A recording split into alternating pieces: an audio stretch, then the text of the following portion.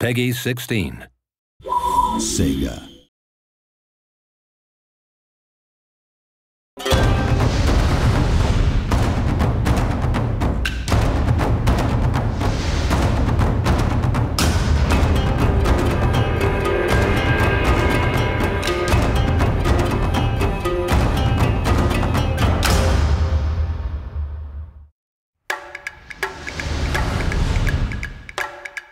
Empire is one of our most discussed products, right? Yes. Not least because it was, commercially certainly one of our biggest, and it reached kind of the biggest number of people, the biggest number of fans. But it did a number of things which some people, kind of vaunted and others vilified. And I think it was a pretty interesting set of design choices. I mean, naval battles. Okay, when we added those, where do you start with something like that? Design-wise, when you add a naval battle to the game, you go, we've had land battles for X many iterations and made those better. Do you just go, well, this is just a land battle at sea? No, this is different. Yeah. You start off by looking at what actually happened. You go to the history and look at how. And actually, naval battles are very tedious in real life because they take forever. Yeah.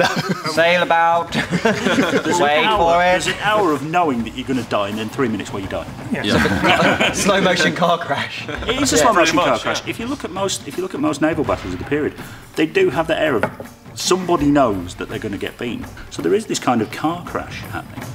But how do you translate that into a game?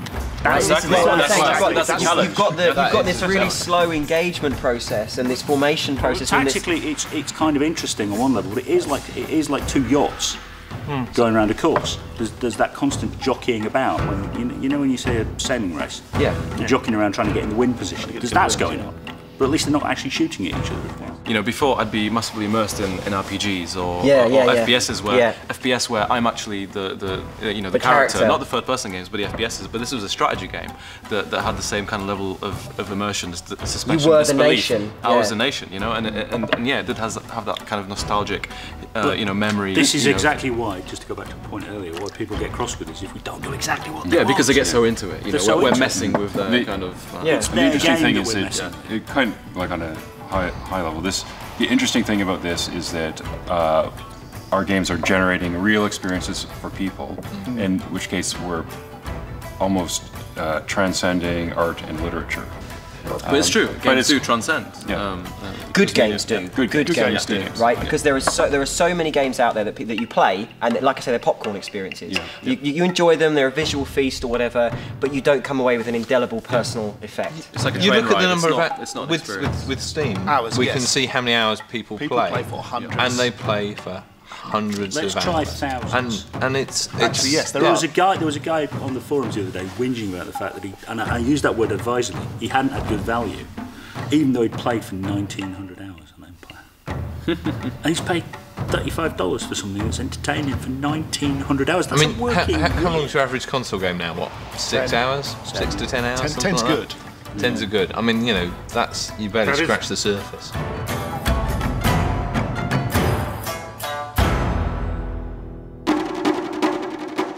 I like it when the game does something that we didn't intend it to and gives us a bit of a surprise. I remember playing Mid 1 and one of my allies, which had been an ally for a long time, managed to take one of my regions off me in a way which we'd never intended. And the way he did it was he sent a bunch of bishops in, caused a peasant rebellion, and then sent a diplomat in and bribed the rebels, all in one turn. Suddenly, I'd lost a region, I was still his ally, I couldn't do anything about it. It was brilliant, and that's the kind of thing where the game does something unintended but clever. Emergent behaviour.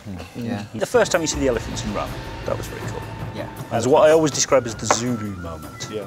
The Zulus are thousands of them. Where you. Well, no, I had one when I was playtesting medieval. I had one battle where this British army or English army, I should say, in Egypt, and there's a sandstorm, and the enemy are all off in the distance. It looks like there's about 3 of them. This sandstorm waves in. And then the weather clears, and they're all standing there 20 yards away from me. Jesus Christ! Thousands of them. And that was kind of impressive the first time I saw it. And that was a favourite. We have a lot of good tech in place, and it'd be nice to just really focus on tools and content. Gameplay. Gameplay. Yeah. See, I like that. I like the way that I hope. My hope is that the power and the computational ability of both GPUs, CPUs, memory, whatever platform we're on, whether it's consoles, PCs, whatever we do, right, and wherever entertainment goes, gets to the point where it's so large and so big, it becomes an utterly creative medium. It just purely becomes about what can you do within this power base, rather than what can you push to the limits of the power base. This is why we're building tools. We've got a nice chunky tools team for Shogun 2 and for Napoleon, and it is becoming easier and easier to generate content. It's still bumpy and rocky, but as the tools smooth out, as they improve, then it becomes easier and easier for people to generate content. We may release the tools. I don't know. I have no idea what's going to go on down the future, but. As somebody generates that content, just let me say, it doesn't become easier. It frees us up. It frees us up to be creative in the ways that we want to on a project. It gives us the ability to just create stuff without any limitation, and that would be awesome.